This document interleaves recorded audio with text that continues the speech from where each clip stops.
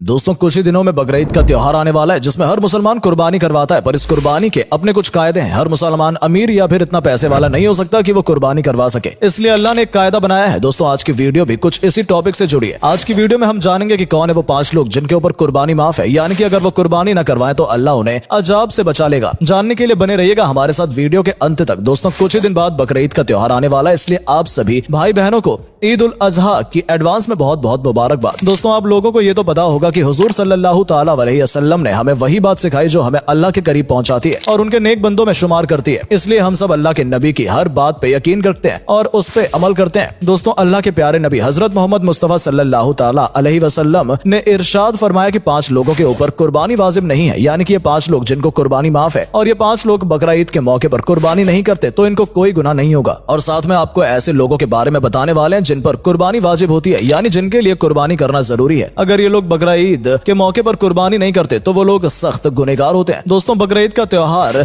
जिलहज्जा की 10, 11, 12 तारीख को मनाया जाता है। ईद उल फितर के बाद ये इस्लाम का दूसरा सबसे बड़ा त्योहार है। इसको सुन्नत इब्राहिमी या ईद कुर्बा के नाम से भी जाना जाता है। हजरत मोहम्मद मुस्तफा सल्लल्लाहु अलैहि वसल्लम ने फरमाया कि बकरा ईद पर कुर्बानी करना हर उस मुसलमान मर्द और औरत पर वाजिब है जिस पर सदका ए फित्र वाजिब होता है, यानी ऐसे लोगों पर बकरा ईद के दिन कुर्बानी करना जरूरी होता है। और अगर ये लोग कुर्बानी न करें, यानी कि जिन लोगों पर कुर्बानी वाजिब है, अगर वो कुर्बानी नहीं करते तो वो सख्त गुनहगार होंगे। ऐसे लोगों के बारे में आप सल्लल्लाहु ताला अलैहि वसल्लम ने फरमाया कि जो शख्स कुर्बानी करने की हैसियत रखता है और फिर भी वो कुर्बानी नहीं करता तो उसको चाहिए कि वो हमारी ईदगाह के करीब भी ना आए। यानी ऐसे शख्स के लिए आप सल्लल्लाहु ताला अलैहि वसल्लम ने इतनी नाराजगी जाहिर की है। लेकिन इसके साथ ही अल्लाह के प्यारे नबी ने यह फरमाया कि इन लोगों के अलावा 5 लोग ऐसे हैं जिन पर कुर्बानी करना वाजिब नहीं है, चाहे 5 लोग कितने ही मालदार क्यों ना हो, चाहे वो पैसे वाले क्यों ना हो। इन लोगों को बकरा ईद के मौके पर कुर्बानी करना माफ है। अगर ये 5 लोग बकरा ईद के मौके पर कुर्बानी नहीं करते तो इन पर कोई गुनाह नहीं होगा। नंबर 1 पर है जो शख्स सफर में हो। दोस्तों अल्लाह के प्यारे नबी हुजूर सल्लल्लाहु ताला अलैहि वसल्लम ने इरशाद फरमाया कि सबसे पहले शख्स वो है जो सफर में हो, यानी कि जो शख्स अपने घर से, अपने वतन से दूर चला गया हो। ऐसे शख्स पर कुर्बानी वाजिब नहीं है। मतलब कि जो लोग सफर की हालत में हो, ऐसे लोगों को कुर्बानी माफ है, चाहे फिर ऐसे लोग कितने ही मालदार क्यों ना हो, चाहे ऐसे लोगों के पास कितनी ही दौलत क्यों ना हो। मगर इसमें भी एक मसला है। अगर कोई शख्स अपने घर से 92 किलोमीटर दूर चला गया हो और उसे अगर वहां पर 15 दिन से कम रुकना है तो उस पर कुर्बानी वाजिब नहीं होगी। लेकिन अगर उसे वहां 15 दिन से ज्यादा रुकना है, यानी उसको वहां पर स्टे करना है, तो फिर उस पर कुर्बानी वाजिब हो जाएगी। इसलिए फिर उसको चाहिए कि वो वहां पर अपने नाम की कुर्बानी करे या फिर अपने घर वालों को बोल दे कि वो उसके नाम से घर पर कुर्बानी करवा दे। नंबर 2 काफिर पर। दोस्तों अल्लाह के प्यारे नबी हजरत मोहम्मद मुस्तफा सल्लल्लाहु ताला अलैहि वसल्लम ने इरशाद फरमाया कि बकरा ईद पर कुर्बानी करना हर मुसलमान मर्द और औरत पर वाजिब है। इसका मतलब यह है कि कुर्बानी करना काफिर पर वाजिब नहीं है कि ऐसा शख्स जो मुसलमान नहीं है, जिसने कलमा नहीं पढ़ा है और इस्लाम में दाखिल नहीं हुआ है, तो ऐसे शख्स को कुर्बानी माफ है, यानी कि कुर्बानी सिर्फ और सिर्फ मुसलमान मर्द और औरत पर ही वाजिब है। नंबर 3 बच्चे और मजनू पर। दोस्तों अल्लाह के प्यारे नबी सल्लल्लाहु ताला अलैहि वसल्लम ने इरशाद फरमाया कि बकरा ईद पर कुर्बानी करना बच्चों पर और मजनू पर, यानी कि पागलों पर वाजिब नहीं है। यानी कि बच्चों को और पागलों को, इन 2 लोगों को कुर्बानी करना वाजिब नहीं है। इन लोगों को कुर्बानी करना माफ है। अगर ये लोग भी कुर्बानी नहीं करते हैं तो इनको भी कोई गुनाह नहीं होगा। नंबर 4 गुलाम पर। दोस्तों अल्लाह के नबी सल्लल्लाहु ताला अलैहि वसल्लम ने इरशाद फरमाया कि बकरा ईद पर कुर्बानी करना गुलाम पर वाजिब नहीं है। यानी जो लोग किसी के गुलाम है, किसी की गुलामी कर रहे हैं, तो ऐसे लोगों को भी कुर्बानी करना माफ है। अगर ये लोग भी कुर्बानी नहीं करते हैं तो इनको भी कोई गुनाह नहीं होगा। अगर ये लोग ईद पर जानवर लाकर उसकी कुर्बानी कर देते हैं तो ऐसे लोगों को अल्लाह ताला खूब अज्र देगा। नंबर 5 पर साहिब निसाब ना हो। हजरत मोहम्मद मुस्तफा सल्लल्लाहु ताला अलैहि वसल्लम ने इरशाद फरमाया कि ऐसे लोगों को भी बकरा ईद पर कुर्बानी माफ है। यानी कि ऐसे लोगों पर भी कुर्बानी वाजिब नहीं जो साहिब निसाब ना हो, यानी कि उनके पास में 7.5 तोला सोना या फिर 52.5 तोला चांदी ना हो। इसके पास में इतने सोने और चांदी की कीमत की रकम मौजूद ना हो, ऐसे लोगों पर भी कुर्बानी वाजिब नहीं है। इसका मतलब यह है कि जिसके पास में रहने का मकान, खाने पीने का सामान, इस्तेमाल के कपड़े, रोजाना इस्तेमाल की जाने वाली दूसरी चीजों के अलावा 7.5 तोला सोना और 52.5 तोला चांदी की कीमत की रकम उसके पास ना हो, तो ऐसे लोगों पर अल्लाह ताला ने कुर्बानी को माफ किया है। दोस्तों कुर्बानी सिर्फ उसी शख्स पर वाजिब है जो साहिब निसाब हो। ऐसे लोगों को हर साल बकरा ईद के मौके पर कुर्बानी करना जरूरी होता है। ऐसे लोग अगर कुर्बानी नहीं करते तो वो लोग सख्त गुनहगार होते हैं। हदीसों में भी आया हुआ है, हुजूर सल्लल्लाहु ताला अलैहि वसल्लम ने इरशाद फरमाया अल्लाह ताला को कुर्बानी के दिन कुर्बा करना बेहद ही महबूब और पसंद है। बकरा ईद की फजीलत में सबसे बड़ी फजीलत यही है कि जो शख्स अल्लाह की रजा और नेक नियत से कुर्बानी करता है तो सवाब उसे दुनिया और आखिरत दोनों में मिलता है और उसके तमाम गुनाह माफ हो जाते हैं। आपको बता दें कि कुर्बानी करने से सगीरा गुनाह ही माफ होते हैं, कबीरा यानी बड़े गुनाह सिर्फ तौबा से ही माफ होते हैं। इस दिन कुर्बानी करना अल्लाह को पसंद है और कुर्बानी करने का सवाब यह है कि जानवर का खूब जमीन पर गिरने से पहले उसके तमाम गुनाह माफ हो जाते हैं। रसूलुल्लाह सल्लल्लाहु तआला अलैहि वसल्लम फरमाया, अल्लाह उसकी राह में और राजा के लिए कुर्बानी करने वाले लोगों को कुर्बानी के जानवर के हर एक बाल पर एक नेकी अता करेगा। दोस्तों, बकरीद जिलहज्जा के मुबारक